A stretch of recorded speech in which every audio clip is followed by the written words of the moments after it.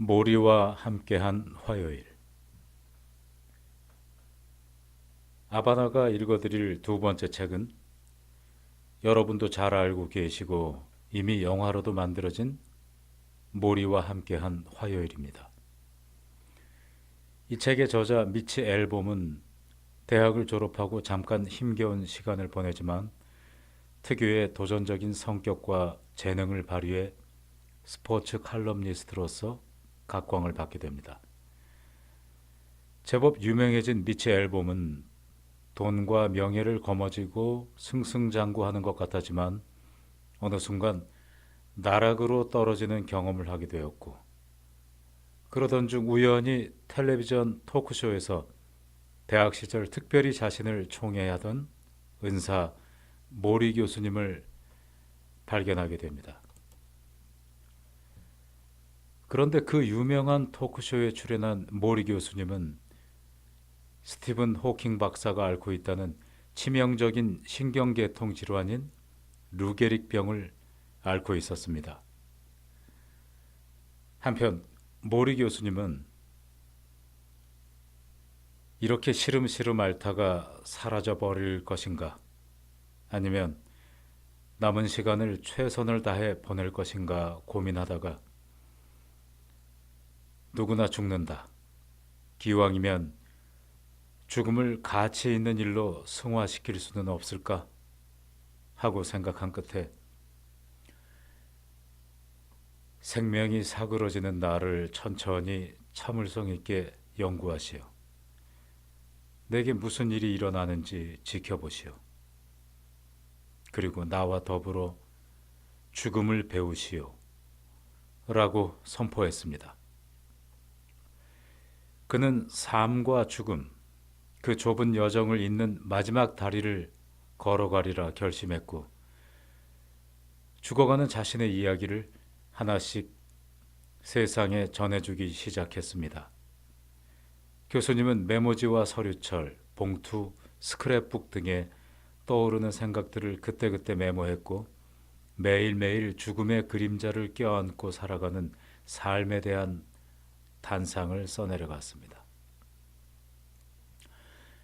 할 수 있는 일과 할 수 없는 일이 있음을 인정하라. 과거를 부정하거나 버리지 말고 있는 그대로 받아들여라. 너무 늦어서 어떤 일을 할 수 없다고 생각하지 말라.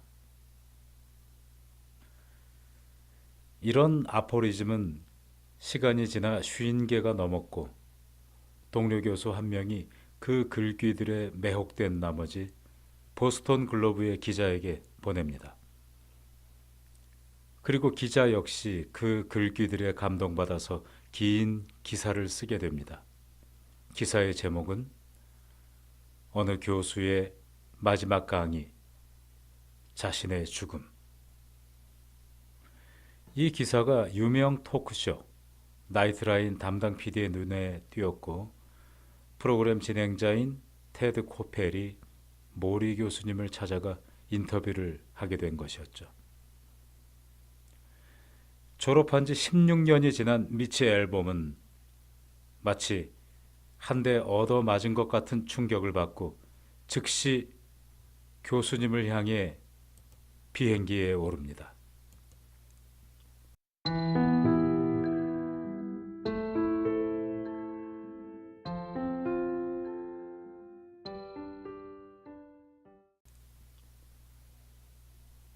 5분 후 모리 교수님은 날 끌어안고 성긴 머리칼을 내 뺨에 대고 부볐다. 난 열쇠를 찾느라 차에서 금방 내리지 못했노라고 둘러댔다. 그러고는 거짓말을 만회하려는 듯 그를 더욱 꼭 끌어안았다. 봄 햇살이 따뜻했지만 그는 바람막이 점퍼를 입고 무릎에는 담요를 덮고 있었다. 모리 교수님에게선 약을 복용하는 사람들에게서 흔히 나는 쿰쿰한 냄새가 났다. 얼굴을 대했을 때 그의 힘겨운 숨소리가 내 귀에 들렸다. 교수님은 속삭였다. 내 친구, 마침내 자네가 왔구만. 그는 나를 놓지 않으려고 내게 몸을 기댔고 내가 허리를 굽히자 양손으로 내 두 팔을 잡았다.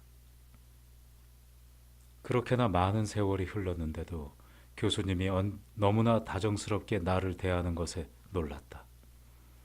내가 현재와 과거 사이에 세워두었던 벽 때문에 우리가 전에 얼마나 가까운 사이였는지 그만 깜빡 잊고 있었구나 하는 생각과 함께 졸업식 날이, 서류 가방이, 떠나는 내게 보여주었던 교수님의 눈물이 떠오르자 나는 침을 꿀꺽 삼켰다. 나는 이제 더 이상 그가 기억하는 재능 있고 착한 학생이 아니라는 사실을 마음속 깊이 알고 있었다. 교수님을 뵙는 몇 시간 동안 나는 그가 지금의 내 진짜 모습을 몰랐으면 좋겠다고 생각했다.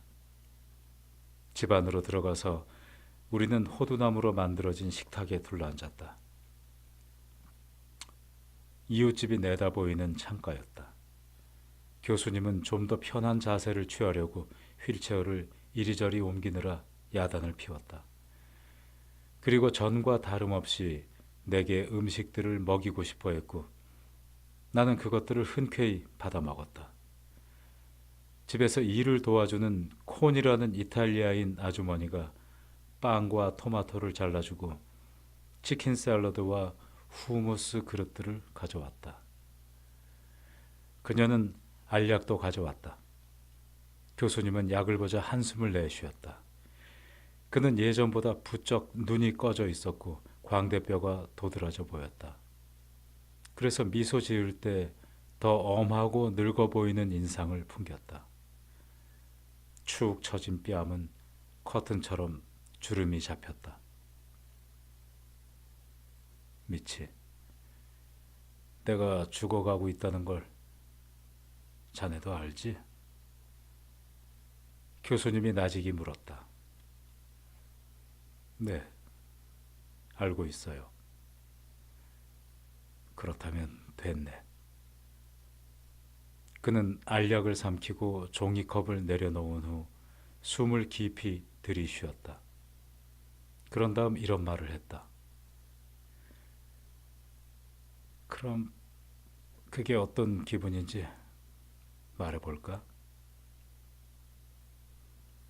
어떤 기분이죠? 죽어가는 것은. 그래, 말해주지. 교수님은 말했다. 나도 모르는 사이 우리의 마지막 강의는 이렇게 시작되었다.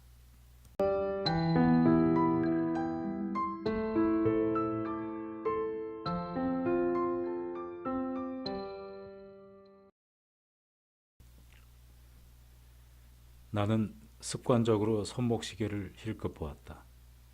예상했던 시간보다 지체되고 있었다. 집으로 돌아가는 비행기 예약 시간을 바꿔야겠다는 생각이 들었다. 바로 그 순간 교수님이 한 말이 오늘까지도 내 마음에서 떠나지 않는다.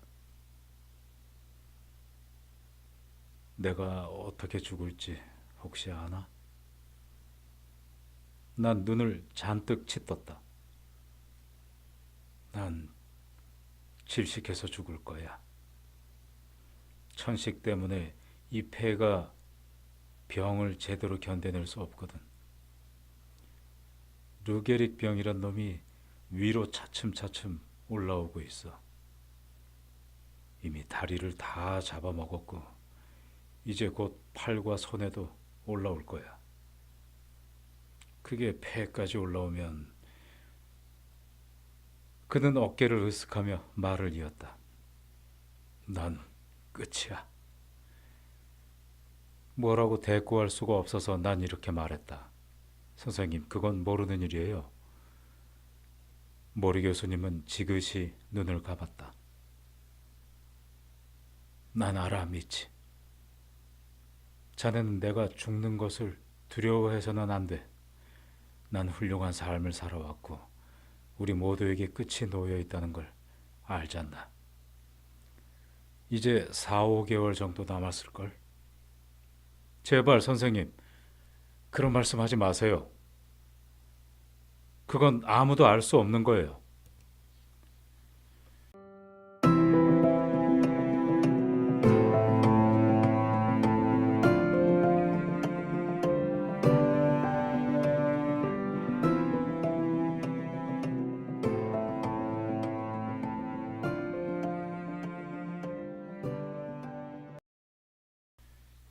이후 매주 화요일마다 미치는 교수님을 만나러 먼 길을 달려갑니다.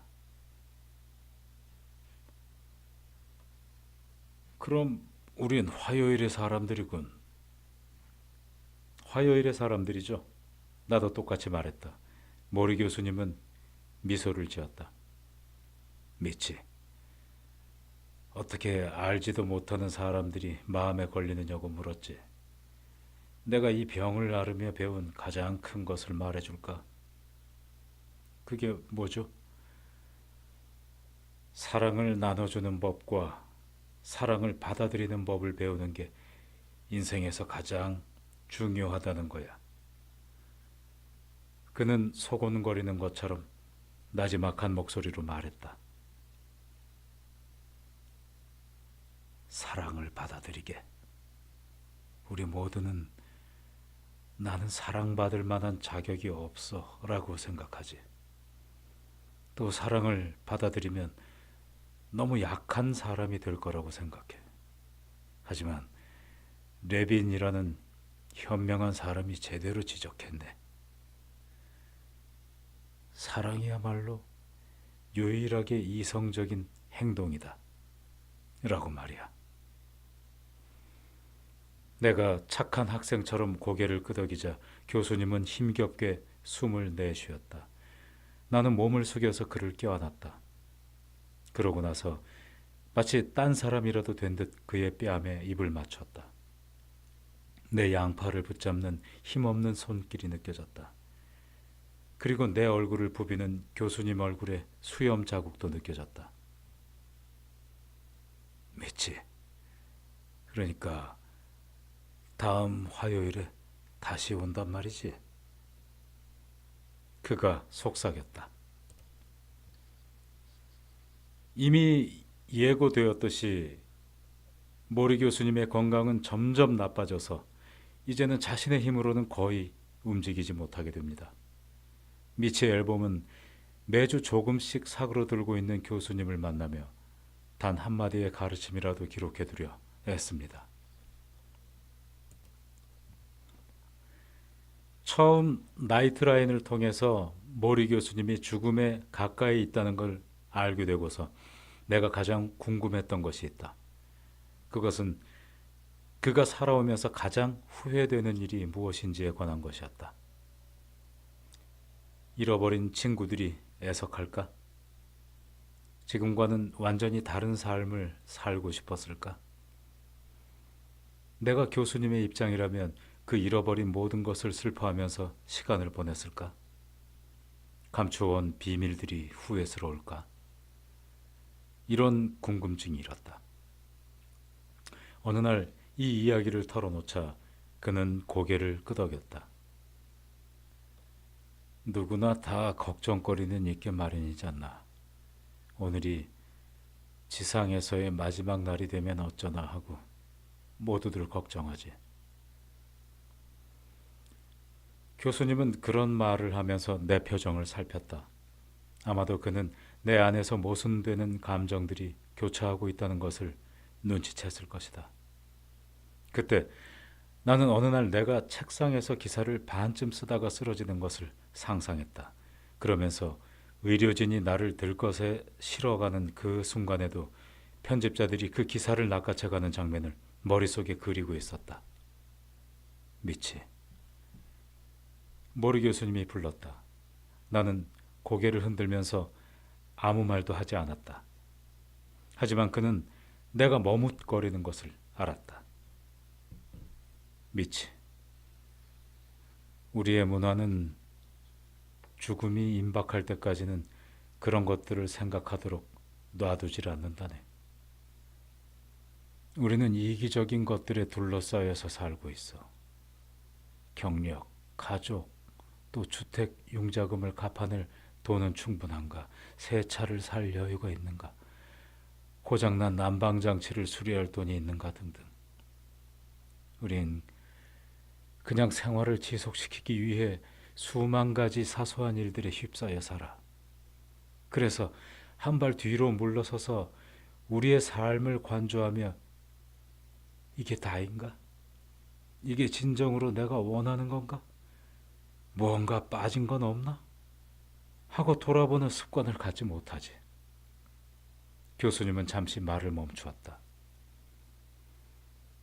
누군가 그런 방향으로 이끌어줄 사람이 필요해. 혼자선 그런 생각을 하며 살기 힘든 법이거든. 나는 교수님이 무슨 말을 하는지 알 수 있었다. 우리 모두 평생의 스승이 필요하다는 것을.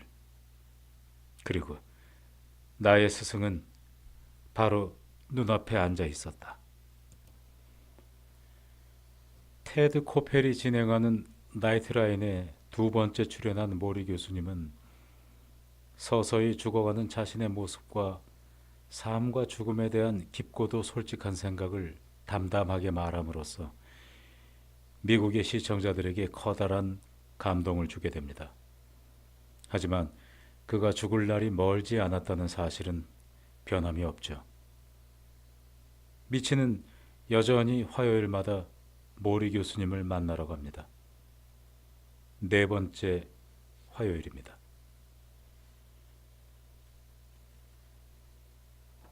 그는 반복해서 말했다. 죽게 되리라는 사실은 누구나 알고 있지만 정작 자신이 죽을 거라고는 아무도 믿지를 않는단 말이야.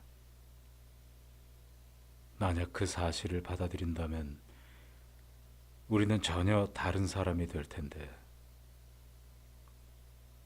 자기는 안 죽을 거라면서 자신을 속이지요. 그래. 하지만 죽음에 대해 좀 더 긍정적으로 접근해 볼까?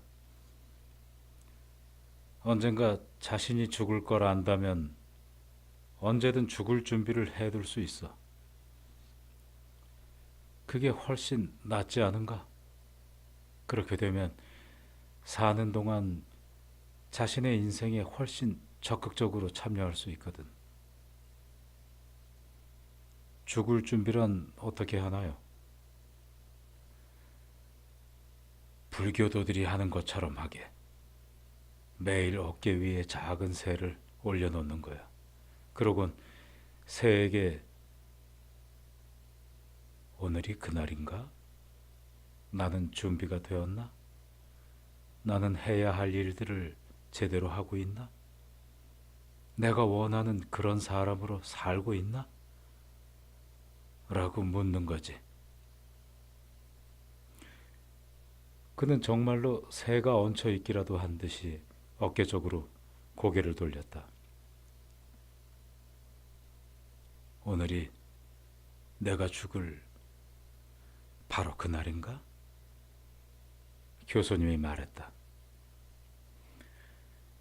그는 모든 종교로부터 자유롭게 각각의 사상을 빌려왔다. 유태인으로 태어났지만 10대 청소년기에는 불가지론자가 되었다. 어린 시절 온갖 시련을 다 겪었던 것이 그 이유 가운데 하나였다. 교수님은 불교와 기독교의 철학을 즐겨 인용했고 문화적으로는 유태주의에서 안정감을 느꼈다. 그는 이 종교 저 종교 다 취하는 편이었는데 그 덕에 오랜 세월 자신이 가르치는 학생들에게 마음을 더 많이 열어놓을 수 있었다. 그리고 지상에서의 마지막 몇 달간 그는 각 종교를 초월하는 말을 남겼다. 죽음이 그렇게 할 수 있도록 이끌었다.